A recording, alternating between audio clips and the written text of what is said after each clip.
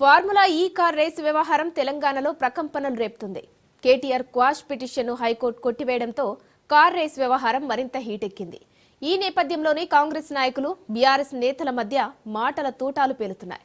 కేటీఆర్ పై అక్రమ కేసులు పెడుతున్నారని బీఆర్ఎస్ నాయకులు ఆరోపిస్తుంటే, కేటీఆర్ తప్పు చేయకుంటే ఎందుకు భయపడుతున్నారంటూ కాంగ్రెస్ నేతలు చురకలు అంటిస్తున్నారు. తప్పు జరిగిందని చెప్పింది గాని శిక్ష వేసింది కాదు. కేవలం విచారణ కొనసాగించడానికి మాత్రమే ఈ రోజు కోర్టు అనుమతి ఇచ్చింది.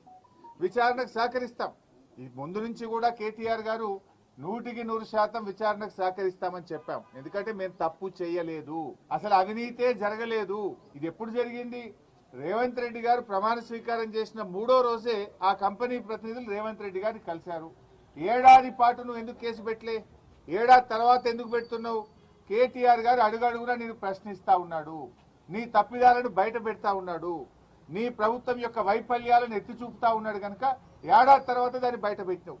రైతు భరోసా పథకం విషయంలో ప్రభుత్వం చేసిన మోసాన్ని పక్కదారి పట్టించడానికి, రైతులలో ప్రజల్లో ఆ చర్చ రానియకుండా చేయడానికి డైవర్షన్ పాలిటిక్స్ లో భాగంగా పెట్టబడ్డ ఓ చెత్త కేసు ఫార్ములా ఈ కేసు. కేటీ రామారావు గారు తన పైన పెట్టిన కేసు ఏదైతే ఉందో దానికి సంబంధించి మేము ప్రజల్లో వాస్తవాలని చెప్తూ, ప్రభుత్వం యొక్క ఉద్దేశాన్ని ఎండగడుతూ, ఎప్పటికప్పుడు రైతాంగాన్ని మేల్కొల్పుతూ ప్రయత్నం చేస్తూనే నా మీద పెట్టబడ్డ కేసు అక్రమం అని చెప్పి వారు వేసిన పిటిషన్ విషయంలో ఇవాళ హైకోర్టు తీర్పును తీసుకొని పాపం కాంగ్రెస్ నాయకులు సంబురాలు చేసుకుంటున్నారు.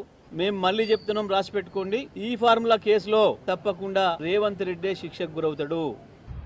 కేటీఆర్ ఏసీబీ కేసులో కోర్టు తీర్పును స్వాగతిస్తున్నాం.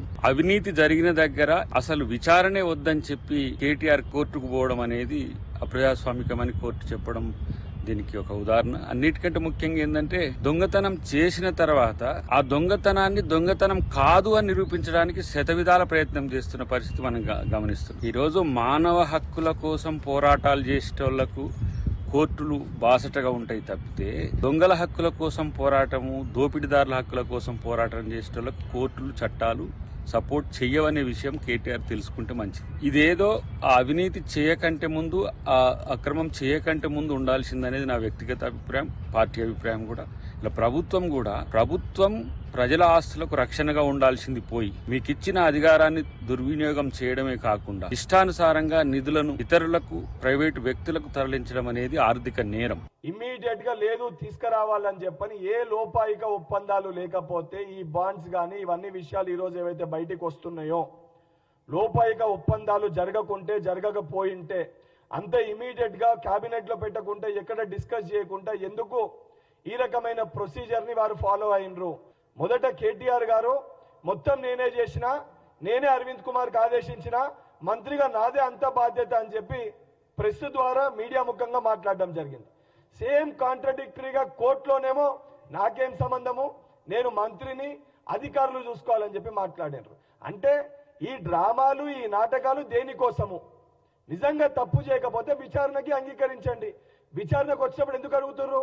ఏదో ఫాల్స్ గా నన్ను ట్రాప్ చేసి రాంగ్ స్టేట్మెంట్ రికార్డ్ చేస్తారని అంటారు. అరే చదువుకున్నావా, చదువుకోలేదా?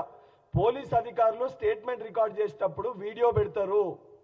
స్టేట్మెంట్ అనేది నువ్వు చెప్పినప్పుడు వీడియో పరంగా నీ వీడియో వాంగ్మూలం కూడా తీసుకోవడం జరుగుతుంది.